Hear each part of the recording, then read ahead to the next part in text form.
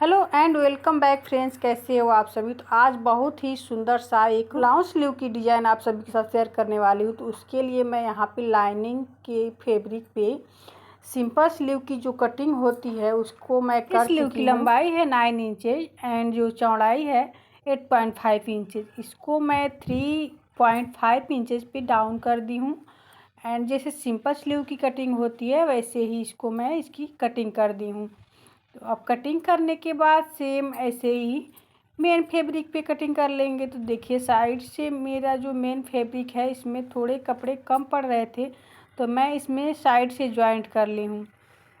अब हमें लेना है pasting paper. Friends, pasting paper से डिज़ाइन बनाने में बहुत ही अच्छा फिनिशिंग आता है। तो देखिए यहाँ पे 4 इंचेज चौड़ा मैं पेस्टिंग पेपर ले ली हूँ एंड 7 इंचेज लंबा है ये पेपर।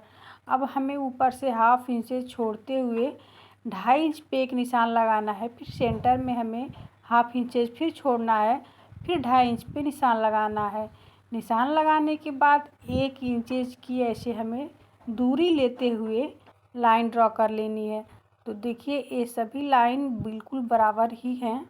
अब हमें इस तरह एक बॉक्स बना लेना है। तो एक सीधी लाइन खींचते हुए बॉक्स बन गई हैं। अब हमें जो 2.5 इंच की बॉक्स बनी थी उसको भी हमें हाफ़ कर देना है और हाफ़ करके एक निशान लगा लेना है छोटा सा। इसके बाद हमें चाहिए होगा कोई भी सर्कल वाला चीज़। तो यहाँ पे मैं बैंगल अपना चूड़ी ले ली हूँ। आप चाहें तो बैंगल भी ले सकते हैं या फिर किसी डब्बे का ढक्कन भी ले सकती हैं।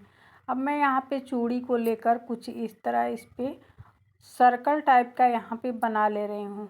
तो ऐसे दोनों साइड में हमें करना है सेम।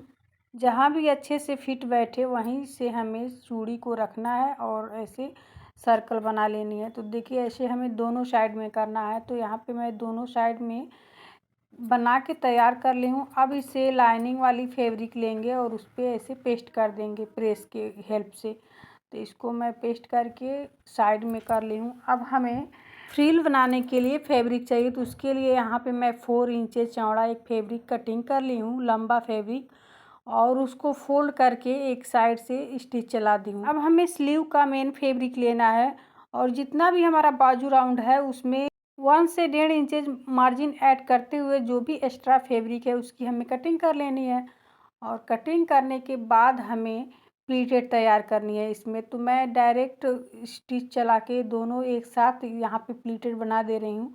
आप चाहें तो पहले प्लीट तैयार कर लें, उसके बाद इस फैब्रिक को ऐसे रखते हुए आप सिल सकती हैं। तो मैं देखिए नीचे से फ्रिल बनाती जा रही हूँ और ऊपर से इस फैब्रिक को रखते जा रही हूँ और कुछ इस तरह इसकी स्टिच चला दी हूँ। फ्रेंड्स, चैनल पे नए हैं तो सब्सक्राइब ज़रूर कर लीजिएगा और वीडियो आपको हेल्पफुल लगता है, पसंद आता है तो एक लाइक ज़रूर कर लीजिएगा। तो देखिए यहाँ पे फ्रिल बनकर तैयार हो चुका है। अब जो लाइनिंग वाली फैब्रिक है उसको हमें कुछ इस तरह रखना है और इसको इस पर स्टिच चला देनी है। तो देखिए यहाँ स्टिच चल चुके हैं। अब इसको ऐसे पलट देंगे और पलटने के बाद इसके ऊपर भी हमें स्टिच चला देनी है जिससे कि ये जो लाइनिंग है अच्छे से इस पे सेट हो जाए। तो यहाँ पे सेट करने के बाद हमें क्या करना है कि जो बाजू है इसको हमें ऐसे फोल्ड करना है और सेंटर में एक लाइन ड्रॉ कर लेनी है। उसके बाद हमने जो पेस्टिंग पेपर कटिंग की थी उसके चारों तरफ ऐसे स्टिच चलाकर ले लेना है जिससे कि ये सेट हो जाए अच्छी तरह से। तो देखिए चारों तरफ मैं इस पे स्टिच चला ली हूँ। अब इसको हमें स्लीव पे ऐसे सेंटर में रखना है और एक रफ स्टिचेज इस पे चला देनी है। तो देखिए यहाँ से मैं 1 से 1.5 इंचेज ऐसे छोड़ते हुए इसको रखी हूँ और सेंटर में इसको सेट कर ली हूँ और सेट करने के बाद इस पर स्टिच चलाई हूँ। स्टिच चलाने के बाद जो भी ये जो डिज़ाइन हमने बनाई है उस पर हमें स्टिच चलानी है। तो एकदम लाइन जो बना है उसी पे हमें स्टिचें चलानी है और स्टिचें चलाने के बाद इसकी हमें कटिंग कर लेनी है। तो देखिए यहाँ पे स्टिच कंप्लीट हो गई। अब इसकी कटिंग करनी है। तो देखिए इसको मैंने यहाँ पे फोल्ड की है और फोल्ड करके यहाँ पे धीरे से इसकी कटिंग करनी है जिससे कि जो स्टिच चली है वो कटिंग ना हो, कट ना जाए, ये ध्यान में रखना है। और धीरे धीरे इसकी कटिंग करनी है। तो देखिए एक साइड से पहले मैं कटिंग की हूँ, उसके बाद दूसरे साइड से कटिंग करने के बाद कुछ इस तरह इसको कटिंग करके निकाल दी हूँ। अब कॉर्नर पे भी छोटे छोटे कट लगा देने हैं, जिससे कि इसके जो कॉर्नर है पलटने के बाद वो अच्छी तरह से उभर के आए और इसमें फिनिशिंग लगे। तो देखिए अच्छी तरह से कटिंग करने के बाद जो भी रफ स्टिचेज है उसको यहाँ पे मैं खोल दी हूँ। और खोलने के बाद हमें क्या करना है कि बीच से कटिंग कर देनी है। ये जो पेस्टिंग पेपर है, सिर्फ हमें पेस्टिंग पेपर की ही कटिंग करनी है। ध्यान रहे कि नीचे वाला फैब्रिक हमारी नहीं कटनी चाहिए। तो कुछ इस तरह कटिंग करने के बाद हमें क्या करना है कि इसको पलट देना है।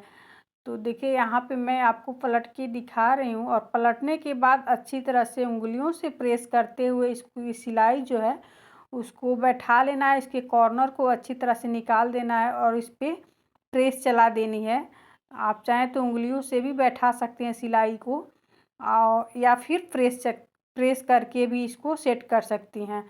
तो देखिए मैं इसको उंगलियों से बैठाने के बाद इस पर टॉप स्टिचेज एकदम किनारे से इस पर स्टिच कर रही हूँ, जिससे कि इसकी सिलाई में अच्छे से फिनिशिंग आए। तो देखिए यहाँ पे सिलाई कंप्लीट होने के बाद कितना इसमें फिनिशिंग आई है। अभी इसको मैं आयरन नहीं की हूँ, इसको प्रेस नहीं की हूँ, सिर्फ सिलाई से कितना फिनिशिंग आया है।